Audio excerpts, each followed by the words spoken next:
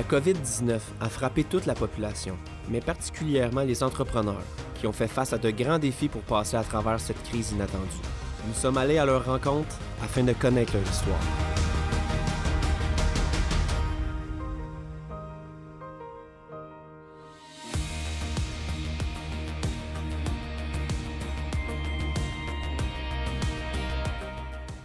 Donc, le mouvement Action Découverte, c'est un organisme qui est sur la place depuis plus de 40 ans. On a fêté notre 40e l'année dernière. Et on offre des activités et des services à des personnes qui ont une déficience intellectuelle. Donc, selon les années, on a eu des enfants, on a eu des adultes, mais essentiellement maintenant, c'est à des adultes à qui on offre des activités. Puis ces activités visent à maintenir ou à développer de nouveaux acquis, à travailler leur autonomie, à briser l'isolement social, à les intégrer dans des activités de culture, de loisirs, comme toute autre personne. On va avoir aussi des séjours, donc on essaye de leur faire découvrir de nouvelles choses, puis aussi on travaille avec leurs capacités en tout temps. Donc on offre des activités de jour, on a des ateliers de soir, théâtre, chant, danse. Puis là, l'été, en général, c'est plus un centre de jour du lundi au vendredi, puis des activités de fin de semaine. Donc, on fait beaucoup de choses. À longueur d'année, à part à Noël, on n'est jamais ouvert. Jamais fermé, pardon. Voilà. Mais en fait, si on se rapporte au mois de mars, nous, on était vraiment en activité, puis on écoutait les nouvelles. C'était assez anxiogène à l'époque d'écouter les nouvelles, puis on voyait qu'on avait de plus en plus de monde qui venait plus à nos activités parce que papa et maman ou l'hébergement étaient inquiets. Puis le 14 mars, quand M. Legault, en fait, la veille, avait décrété l'état d'urgence sanitaire, on a décidé de fermer, comme tous les organismes qui offraient des services, puisqu'on n'était pas dans les services essentiels. Donc, du jour au lendemain, on a fermé nos activités et le conseil d'administration a tenu une première rencontre extraordinaire pour décider de qu'est-ce qu'on allait faire. Et j'ai de la chance, j'ai un très très bon conseil d'administration qui m'ont beaucoup soutenu et ils ont décidé de nous maintenir à l'emploi pour des conditions pour pouvoir planifier nos activités, au moins pour se préparer au printemps qui s'en venait. On était en fin d'année financière, puis éventuellement à l'été. Donc ça a vraiment été la première décision qui a dû être prise très rapidement. Et puis par la suite, on a eu au niveau des organismes communautaires, on a eu la confirmation de nos bailleurs de fonds, les vraiment principaux. Comme nous, on est subventionné par Centraide, puis on est subventionné aussi par le programme de soutien aux organismes communautaires, le PESOC. Donc, on a eu la confirmation que malgré tout, pour l'année 2020-2021, ils allaient continuer à verser nos subventions. Donc ça a été la première étape qui nous a rassurés, parce qu'on ne savait pas combien de temps on allait rester fermé et autres. Donc, nous, ça nous a permis finalement de dire, tant qu'on est fermé, qu'est-ce qu'on peut faire? Puis très vite, moi, mon équipe s'est mobilisée pour offrir des activités virtuelles. Donc, on a pris une licence Zoom. On a commencé à offrir des activités en réel, en direct. Puis, on a aussi offert des capsules vidéo. Il faut comprendre que nos participants ils sont habitués à leurs intervenantes. Donc, c'était bien, par exemple, d'apprendre à se laver les mains comme Marie-Mé ou d'apprendre à mettre son masque comme Laurie. Ça a plus d'impact pour eux. Ils comprennent mieux quand c'est quelqu'un qu'ils connaissent bien. Donc, on a fait ça. Puis très vite, on s'est rendu compte au niveau des activités en direct qu'on avait une belle audience là. C'était impressionnant parce que les familles s'y sont mises aussi. Elles se sont mises parfois à avoir accès à l'Internet parce que c'était pas pour elles. On a des familles qui ont des enfants qui ont plus de 40 ans. Donc, parfois, on n'a pas tous la même accessibilité au niveau technologique. Mais non, on a eu nos groupes. Donc, moi, j'ai 3 centres en temps normal. Un à Saint-Constant, à la Prairie, à Châteauguay. Donc, j'avais 3 types de rencontres en direct pour ces groupes-là. Puis, à un moment donné, on a commencé à mélanger les groupes. Donc, on a finalement, on a recréé un tissu social autour des rencontres en direct pendant tout le confinement. On a créé des activités genre la fureur. Donc, on leur mettait de la musique, il fallait qu'ils répondent, savoir c'était qui le chanteur ou le titre. On a fait des parties de danse, on a fait des bingos en direct. Puis on avait à peu près une plage de 15 directs par semaine, plus autant de capsules vidéo. Donc on a créé aussi une chaîne YouTube pour pouvoir diffuser nos vidéos. Donc là, ils peuvent continuer à aller les voir en tout temps.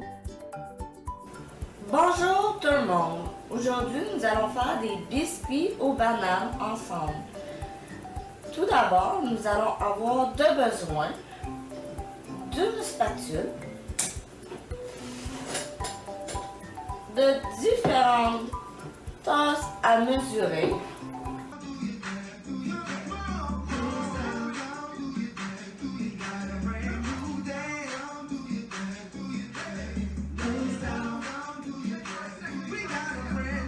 ici, notre terrain de jeu ressemble à ça. Donc là, les plantes qu'il y a déjà, c'est comme Sandrino disait tantôt. Taper pour que ça sorte plus facilement. Comme ça. Donc là, je vais l'installer dans le creux qu'on a. Prince réussit finalement à trouver Blanche-Neige et souleva la lourde vitre qui couvrait le cercueil. Ma belle Blanche-Neige, enfin, je vous ai retrouvée, murmura-t-il. Puis, tranquillement, on se tenait toujours au courant des nouvelles. Puis, à un moment donné, on a eu un de nos partenaires, qui est le CISA Montérégie-Ouest, avec lequel on a une entente pour les activités de jour. Ils nous ont rapprochés pour nous dire qu'enfin, on allait pouvoir recommencer à offrir des activités. Et ça venait avec beaucoup, beaucoup de contraintes. Donc, ça venait avec de la distanciation physique de 2 mètres en tout temps pour les participants et des ratios d'encadrement intervenants-participants beaucoup plus petits que nous, ceux dont on était habitués. Nous, d'habitude, on a un intervenant pour 7 personnes, puis là, c'était un intervenant pour 2 à 3 personnes. Donc, on n'invente pas les intervenants, c'est très difficile, le marché de l'emploi, donc ça nous a obligés à réduire nos groupes. Donc, à la Prairie, on a recommencé la semaine dernière avec 4 personnes par jour au lieu de 14 personnes par jour, parce que je n'ai que 2 intervenantes. Puis, mon groupe qui est à Saint-Constant, eux, ils sont dans un CHSLD, donc on n'a pas pu réintégrer. Donc, on a relocalisé ce groupe-là à la Prairie, au même endroit que l'autre groupe. Et là, par contre, j'ai qu'une seule intervenante, donc j'ai 2 usagers par jour seulement qui peuvent participer aux activités de jour là-bas. Puis ici, c'était un ratio de 1 pour 3, avec la même distanciation physique. Donc, au lieu d'avoir 28 personnes par jour, d'habitude l'été, on a 9 personnes par jour seulement, parce que notre local n'est pas assez grand pour en accueillir plus. Mais, malgré tout ça, on est très content on a été capable de s'ajuster, de se réhabituer très rapidement. Donc, on est vraiment content d'en être là aujourd'hui, puis d'avoir recommencé à accueillir nos participants.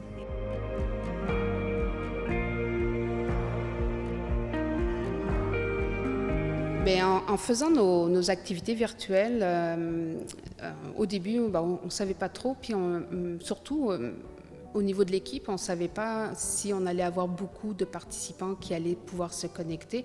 Puis moi, c'est ce que j'ai toujours dit à mon équipe, même si on en a juste un, on va en avoir gagné un, c'est-à-dire qu'il y en a un à qui on va offrir une activité. Puis finalement, on a vraiment une très belle réponse et ma liste de courriels à qui j'ai envoyé la programmation s'est allongée et très vite, on a eu des échos de la part des familles. Premièrement, parce que on ne sait jamais, quand on envoie nos enfants dans nos centres, on ne sait jamais vraiment ce qui s'y passe parce que ce n'est pas ces enfants-là qui nous racontent le plus leurs activités. Et là, les familles se sont rendues compte à quel point le contact entre les intervenantes et les usagers était important. Et elles se sont rendues compte aussi au niveau des directs que mon équipe se préparait au direct. Donc, ils ne faisaient pas juste se connecter et puis bonjour tout le monde, comment ça va? Elles avaient toujours une activité de prête, des quiz, des discussions, des choses comme ça. Et très rapidement, c'est comme si on a réussi à recréer un tissu social autour de ces rencontres en direct. On avait même sur certaines activités les familles qui étaient à côté de leurs enfants pour les aider et qui répondaient à nos questions. Donc, il y a eu vraiment, puis même des interactions entre les parents qui ne se voient pas forcément quand ils viennent ici, parce que les enfants prennent souvent le transport adapté. Mais là, les parents se voyaient. Donc, on s'est rendu compte que même, par exemple, si la rencontre commençait à 11h, à 11h moins 20, il y avait déjà des premiers qui étaient connectés puis ils discutaient entre eux. Donc, ça a vraiment favorisé les interactions sociales malgré le confinement. Et surtout dans la vie des familles, ça a remis de la routine dans la vie de leurs enfants. Et c'est ce qu'ils nous disaient, c'est que ça les a aidés. C'était comme un peu un répit pour eux pendant que leur enfant était en direct avec nous. même si eux étaient dans la même pièce, mais ça changeait la dynamique. Et on a certains parents qui nous ont dit, mais moi, quand il se lève maintenant le matin, il a une raison pour laquelle il se lève. Parce qu'il sait qu'à 11h, il va parler avec Marie-Mé ou Estelane, qu'à 2h, il va faire du sport avec Laurie ou Brittany, que, par exemple, le mardi, on avait recréé notre atelier de théâtre. Donc, ma troupe de théâtre a continué à travailler son théâtre malgré le confinement grâce aux rencontres Zoom. Donc, ça a vraiment permis, c'est ça pour tout le monde, même pour mon équipe, hein, d'être mobilisé. Parce que c'est difficile de rester mobilisé chez soi quand on ne sait pas, quand on n'a pas d'objectif finalement, tandis que là, on avait un objectif quotidien, autant les intervenantes que les usagers. Donc, c'est vraiment ça. Je pense que ça l'a permis de créer beaucoup d'interactions, malgré la distance, d'interactions sociales entre les participants, entre les familles, puis avec nous. Et d'ailleurs, à un moment donné, les familles voulaient faire quelque chose pour nous remercier. Donc, elles m'ont envoyé des photos ou des vidéos. Donc, j'ai fait un petit montage pour remercier l'équipe de la part des familles.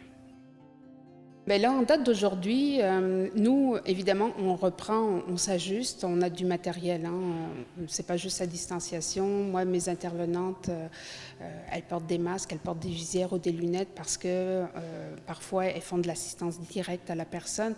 Donc, plutôt que de se dire, bon, ben là, je suis à 2 mètres, je peux enlever mon masque. Ah, là, je suis à 1 mètre, il faut que je mette quelque chose. On le porte en tout temps, c'est aussi simple. Mais c'est de savoir combien de temps ça va durer. Le problème, c'est que on voit très bien ce qu'on a fait, mais on n'arrive plus à voir ce qu'on voudrait faire. Donc, on a beau se dire, en septembre, ça va reprendre comme avant, on ne le sait pas. Est-ce que pendant cet été, oui, on parle d'une deuxième vague? Moi, j'ai plutôt espoir qu'on nous dise, vous pouvez faire 1 mètre de distance entre les participants. Pourquoi? Parce que actuellement, je ne peux pas recevoir tout le monde. Et puis ça, c'est difficile pour nous. Nous, on est habitués à avoir l'été, comme je vous disais, 28 personnes, puis d'en recevoir juste 9, ça fait toute une différence. Et en recevant, on est obligé d'y aller, de faire des choix. Pour pouvoir accueillir certaines personnes, on a essayé de considérer évidemment la condition de santé physique de la personne, aussi de son entourage. Puis aussi de la santé mentale, autant de la personne que de sa famille, par exemple. Parce que là, on ne se le cachera pas, on avait des familles qui étaient épuisées. D'avoir ce confinement depuis 3 mois, on avait vraiment des familles épuisées. Donc, je pense que nous, on a essayé, en rouvrant, de considérer tout cela. Par contre, on ne se le cachera pas que pour un organisme comme nous, travailler avec 9 personnes par jour, c'est pas ça qui va nous aider à avoir notre pérennité financière. Donc, on ne pourra pas continuer. Puis, qu'est-ce qu'on fait avec les personnes qu'on n'arrive pas à recevoir? Moi, j'ai des familles là, qui aimeraient bien qu'on reprenne nos activités virtuelles. Je n'ai pas forcément les intervenants en place pour faire ça, puis je n'ai pas forcément la possibilité d'aller embaucher d'autres personnes pour faire ça. Puis est-ce qu'on continue? Parce que toute l'activité virtuelle qu'on a fait, on l'a offert gratuitement, mais aujourd'hui, est-ce qu'on est capable de... Parce que moi, je payais quand même mon staff, puis c'est normal. Donc, c'est beaucoup de questions de gestion puis de vision qui ont du mal à aller ensemble, parce que la vision, là, c'est terrible de ne plus la voir. À une rencontre de conseil d'administration, j'avais dit à mes administrateurs, je vais arrêter de faire des budgets parce que tous les lendemains, je les change. Donc, c'est vraiment... Puis, on voudrait tellement revenir comme avant. On sait que notre mission à nous, c'est de travailler avec des personnes, pas de travailler avec 3-4 personnes, de travailler avec beaucoup de personnes. Donc même nous, sur notre équipe, là, ça a un impact négatif, le fait qu'on ne puisse pas accueillir autant de monde qu'avant.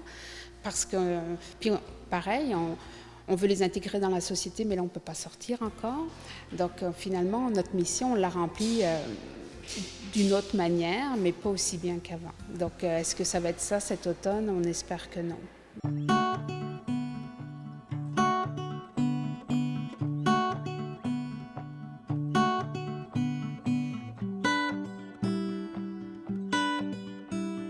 Ben nous, ça a commencé... quand ça a commencé, honnêtement, on s'attendait à quelques semaines, possiblement. On parlait de 3 semaines, on parlait d'1 mois. Donc, quand ça a commencé, on s'est dit des vacances, des petites vacances qui... je dirais que c'est pas des vacances qu'on voulait, mais on se dit, ça va être des petites vacances. Même les employés se disent un peu la même chose. Mais ça n'a pas été long qu'on a comme compris vers où on s'en allait. Là, on se parlait, à un moment donné, on s'est dit, ça va être juillet, ça va possiblement être août, puis est-ce que ça va être juste avant Noël? Fait que c'est là qu'on a décidé de se relever les manches un peu. Fait qu'on a comme fait une espèce de concept de boîte cuisinée, dans le fond, sauf que c'était froid, les gens avaient juste à le réchauffer à la maison. Puis c'était super intéressant, on avait vraiment un bon retour là-dessus. On en vendait beaucoup durant la fête des mères et tout, ça a vraiment été intéressant. Puis après ça, on a parti un comptoir, nous autres, directement ici. Les gens venaient, avaient de la nourriture chaude, un peu, on disait fast-food bistrot. Fait qu'on faisait vraiment un entre-deux. Oui, on avait des poutines, mais on avait des poutines au foie gras. On faisait quand même notre boudin, on faisait notre saucisse maison. Fait qu'on essayait vraiment d'offrir quelque chose aux clients qui nous représentaient, mais en ayant quelque chose de rapide pour pouvoir être capable de le vendre en livraison au comptoir, puis que ça ne prenne pas une demi-heure, 45 minutes pour recevoir, finalement.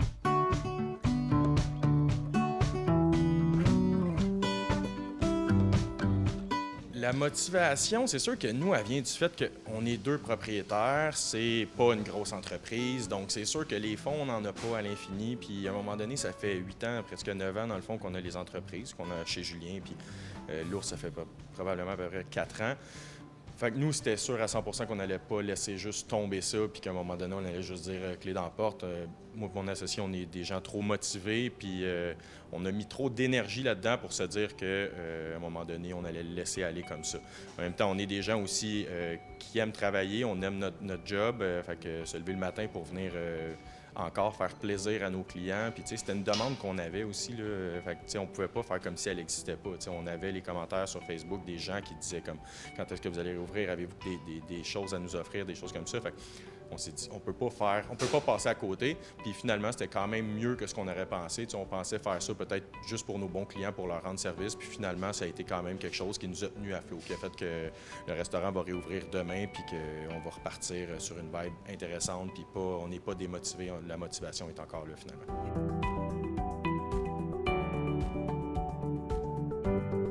Des bouts plus difficiles, on en a eu beaucoup, puis c'était à toutes les semaines. Un petit peu de motivation, un petit peu de déception, un petit peu... des fois, on se demandait jusqu'à quand que ça allait durer. Puis, tu sais, ben, honnêtement, quand on a parti les restaurants, les 2 restaurants, nos projets, c'était pas de mettre de la nourriture dans du papier d'aluminium, puis des bols en aluminium, puis en styromousse. Tu sais, nos projets, c'était pas ça du tout. Tu sais, ici, chez Julien, on avait reparti un nouveau concept avec des plats plus faciles à partager, vraiment super bien travaillés, mais avec un permis de bar. Fait que, tu sais, on était rendu avec une vibe vraiment intéressante ici. On avait redécoré et tout. Fait que là, le projet n'était pas du tout le même. Le projet, c'était de survivre, tu sais. Fait que c'est sûr que des fois, c'était motivant, puis des fois, c'était juste long, puis on avait juste hâte de revenir vers notre réel projet, finalement.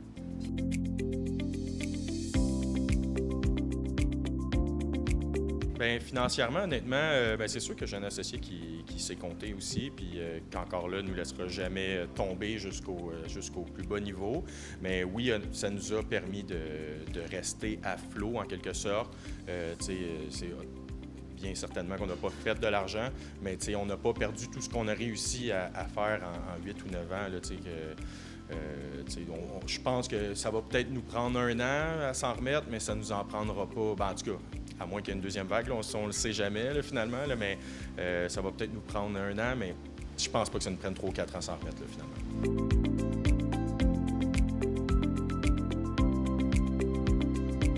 Le comptoir qu'on faisait froid, c'est quelque chose qu'on offrait parfois à nos clients, là, des gens qui nous le demandaient certaines fois les fins de semaine parce qu'ils voulaient, exemple, un filet mignon ou un boudin take-out. Sauf que là, on s'est vraiment assis pour essayer de trouver une manière que ça soit ultra simple pour le client. Fait que, le 95 % de la cuisine était fait ici, mais après ça, pour le client, c'était à peu près juste du réchauffage. Puis au niveau des saveurs, puis, je l'ai essayé à plusieurs reprises. On n'était vraiment pas loin de ce qu'on réussissait à faire. On prenait les mêmes pièces de viande aussi haut de gamme qu'on prend à l'habitude. On les faisait saisir comme on le fait à l'habitude. Puis, c'était toujours frais aussi. Là, c'était toujours... ils le recevaient le vendredi. Ça avait été fait le vendredi. Fait que il y avait vraiment une fraîcheur dans le produit qu'on faisait. Puis, il y avait notre petite touche qui est un petit peu plus difficile à mettre dans des plats, mais on essayait quand même de toujours garder une espèce de touche chez Julien, que ce soit dans les sauces, que ce soit dans les garnitures, que ce soit dans l'idée aussi. Mais dans des recettes aussi, comme tantôt je parlais du boudin, mais le boudin, ça a toujours été un de nos gros vendeurs. Mais manger le boudin à la maison, c'est à peu près la même chose que de le manger ici. C'est juste qu'on n'a pas l'ambiance du service, l'ambiance du restaurant. Mais au niveau de la nourriture, on s'y rapprochait beaucoup. Au niveau du personnel, comme je vous disais tantôt, au début, on s'attendait tellement à rendre juste service à nos clients que les deux personnes qui étaient en cuisine, c'était moi puis ma mère. Puis ma mère, elle a travaillé pour moi des fois, pour aider, mais finalement, elle était là tous les jours de la semaine avec moi. Fait qu'on a commencé au début comme ça, puis ça allait bien, sauf que, semaine après semaine, on en avait de plus en plus, on avait de plus en plus de demandes. Fait que ça a été un réel bonheur pour moi d'être capable de commencer à rappeler des employés pour dire « j'ai besoin, est-ce que tu serais prête à revenir? » puis tout. Puis tout le monde a levé la main pour dire comme oui, on est prêt à venir aider, puis on va être là, on va être présent, puis tout le monde était motivé. Fait que moi, ça m'a vraiment aidé parce que, on parlait tantôt de démotivation, qu'il y avait des moments qui étaient un creux de vague. La fois que j'ai été obligé d'appeler tout mon personnel pour dire c'est terminé, on ferme, puis on ne sait pas pour combien de temps, puis on s'entend tout le monde sur le PCU, puis ça m'a beaucoup attristé. J'ai trouvé ça dur, là, faire ça, là, de demander à mon staff c'est fini, je sais pas qu'est-ce qui se passe ici. Là, bien là, on dirait qu'on est tellement dans du papier, on est beaucoup sur le papier, CNSST, toutes les normes demandées. Fait que là, en ce moment, je vous dirais que là, on a un petit manque de motivation sur certaines affaires. On se demande comment on peut appliquer certaines mesures parce que les mesures sont claires, mais vraiment strictes. Puis au niveau de la restauration, c'est vraiment difficile à adapter à la restauration.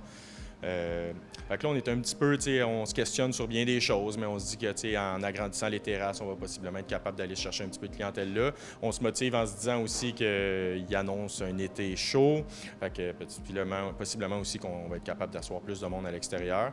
Là, tantôt, on vient tout juste de faire le meeting avec tout ce qui est serveur pour port du masque, port de la visière, cloison, mais ça, au niveau des cloisons, on a décidé de ne pas en mettre puis de vraiment essayer de distancer les gens le plus possible parce qu'on se rendait compte que ça n'avait pas de sens. Là, ça aurait coûté des milliers de dollars de cloison pour on ne sait pas non plus combien de temps. Fait que pour l'instant, on va faire ça le plus éloigné possible.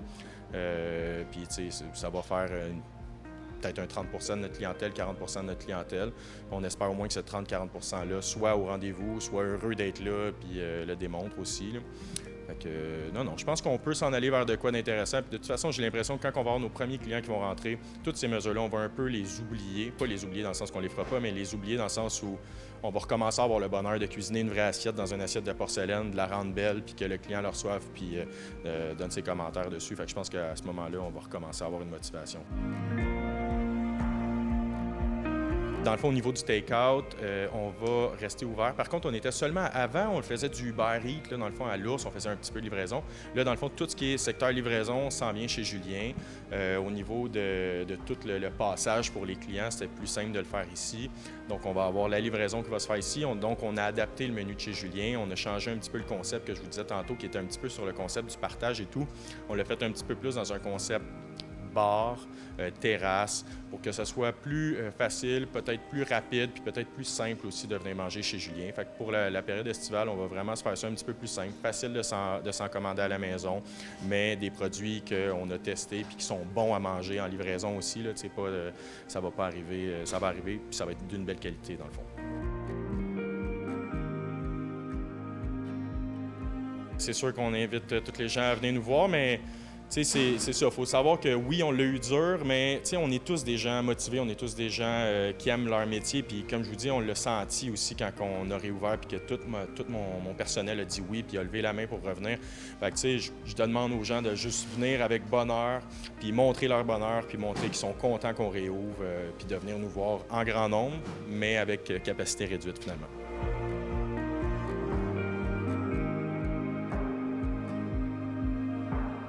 Mais ça a beaucoup changé notre façon de travailler au début, bien sûr, parce qu'on ne pouvait pas aller faire des visites avec le monde. C'est des visites virtuelles, fait que c'est un peu plus difficile de vendre une maison en virtuel. On a pris toutes les précautions que le gouvernement nous avait demandé, le OASIC, fait quand on avait pu commencer à prendre les visites, c'était avec les masques, les désinfectants, une personne à la fois dans la maison. Fait que c'est un petit peu compliqué la job. Mais là, maintenant, avec le déconfinement, c'est beaucoup mieux. On est quand même resté occupé durant le confinement. Ça a été 10 semaines à peu près qu'on était arrêtés. Parce que c'est un besoin essentiel, hein, se loger. Fait qu'il y a du monde qui avait cancellé leur bail avec leur propriétaire, leur appartement, qui avait vendu une maison. Il fallait qu'ils se relogent avant le 1er juillet. Donc, il y en a beaucoup qui ont visité virtuellement, ont fait des offres sans vraiment visiter à l'intérieur, ou faisaient des offres avec une condition d'une visite. Fait que on a vendu quelques-unes, mais ça n'a pas été... c'était pas super populaire. C'était un peu difficile. Puis même faire des inspections, dealer avec même les notaires. On ne pouvait pas aller chez le notaire avec nos clients. Les notaires recevaient une personne à la fois, ils désinfectaient tout. Les inspections de maison avec qui d'habitude on était avec le client et l'inspecteur, on ne pouvait pas, c'était l'inspecteur à lui seul. Puis ça, il fallait tous désinfecter dans la maison, les poignées de porte. Mais on est chanceux, Sutton nous a donné des masques, nous a donné du désinfectant, fait que ça l'a aidé un petit peu. Le marché avait ralenti un petit peu pour quelques semaines, mais je peux dire honnêtement, en ce moment, le marché est bien reparti. C'est comme si on n'avait pas arrêté. Les 3 dernières semaines ont été vraiment bonnes.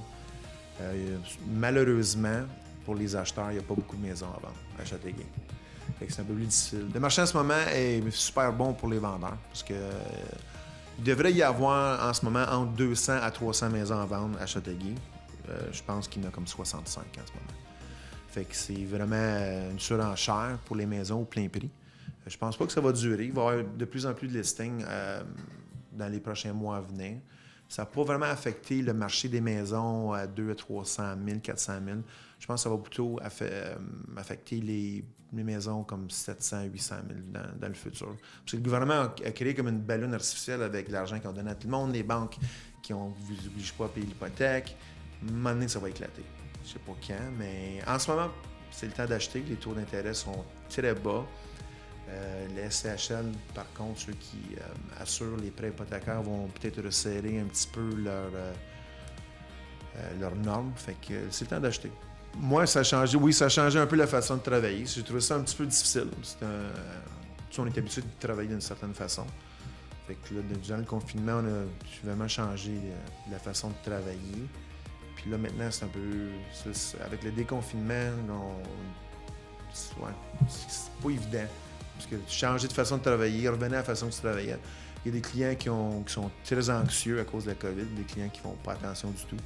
Il faut peut-être les avertir des fois de porter un masque puis se désinfecter comme il faut après une visite. Puis il y a des clients carrément qui ont retiré leur maison du marché parce qu'ils ne voulaient pas de personne dans leur maison qui visitait, qui touchait à tout. Fait que c'était un ajustement, mais c'est correct. Il faut gagner sa vie. Puis comme j'ai dit tantôt, se loger, c'est un besoin essentiel. Fait que tout le monde a besoin d'une place pour vivre.